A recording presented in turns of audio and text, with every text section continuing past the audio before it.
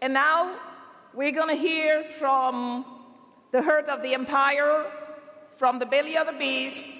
She is an activist, the co-director of the U.S. Movement for Black Lives. Please welcome Amara Enyia.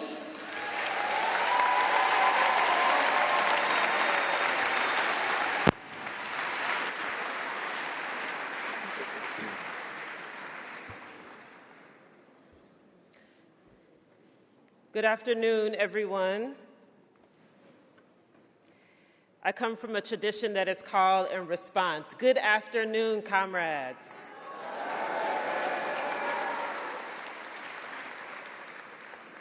I bring you greetings from the United States, the Imperial Core, otherwise known as the belly of the beast.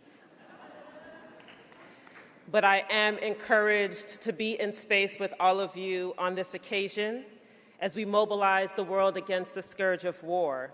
My remarks today are a statement of solidarity, but also a provocation.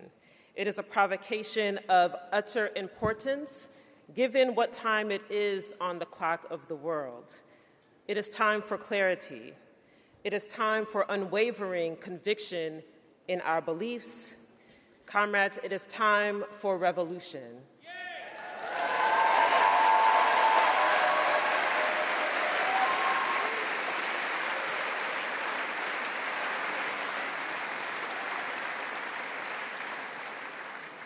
The African revolutionary Thomas Sankara said that we must dare to invent the future. The we is us. We are at a moment in history that requires us to build the future, and it is a future that must be built on a different premise from the one we have now. It must be built on a foundation that rejects placing hierarchy on the value of human life. It must welcome our differences as inherently enriching the world and this planet. The great Pan-Africanist Kwame Nkrumah said in 1962 that any meaningful humanism must begin from egalitarianism and must lead to objectively chosen policies for safeguarding and sustaining egalitarianism. This means that in this time of world building, we must not build systems that advantage some over others because of their economic status, their race, their ethnicity, their geography, their sexual orientation, their religion, their gender, or any other category that has been used to oppress and exploit.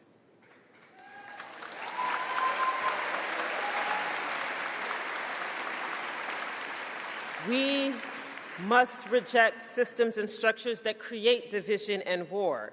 We must build systems that affirm life, that affirm our inherent human dignity, but also our interconnectedness.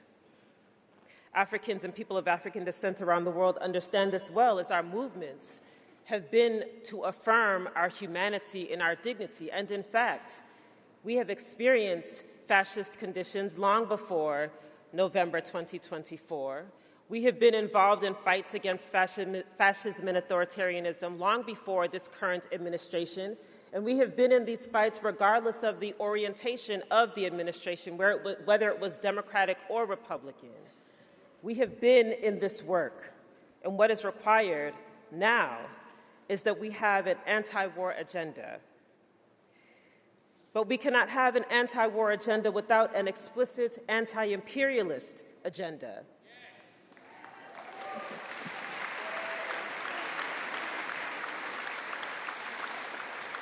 We cannot have an anti-war agenda without an explicit anti-colonial agenda.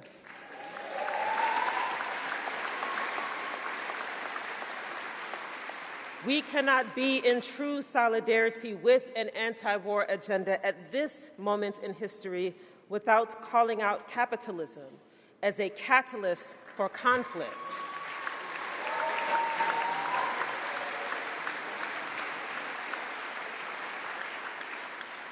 Our vision must be large enough, bold enough, powerful enough to tear down all systems of oppression and build the new systems to replace them. So I ask you, comrades, is your vision clear? Is your vision expansive? Do you believe that a better world is possible? War is not just fought with weapons and troops. It is not just guns shipped to Palestine, and shouts out to the dock workers who have been fighting those shipments and the flotillas.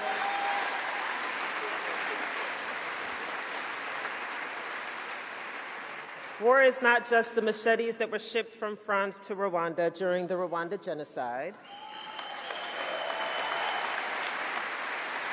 or the hundreds of U.S. military bases around the world.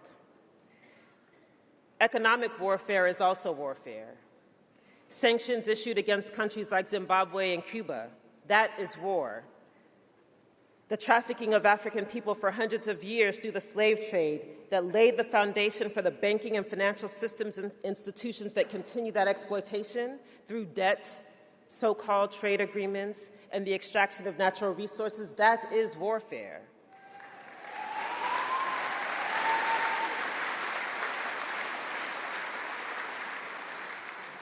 These isms, capitalism, imperialism, colonialism, racism, they create the conditions for war. The systems built on these isms deny our humanity, our sovereignty, and our ability to be self-determining.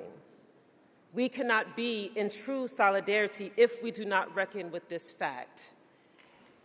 And as I come to a close,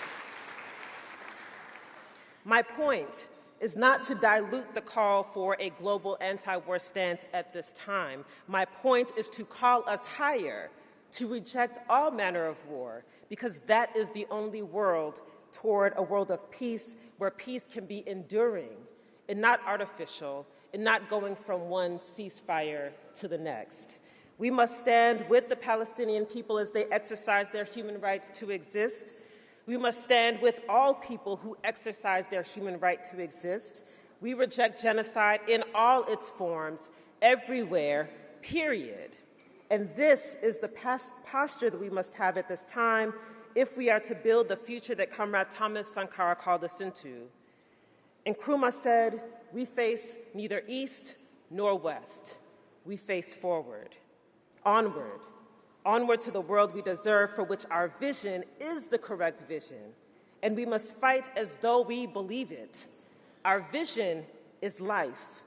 The alternative is death. So we must fight like hell to live, for us, for our people, for the present, and for the future." Thank you.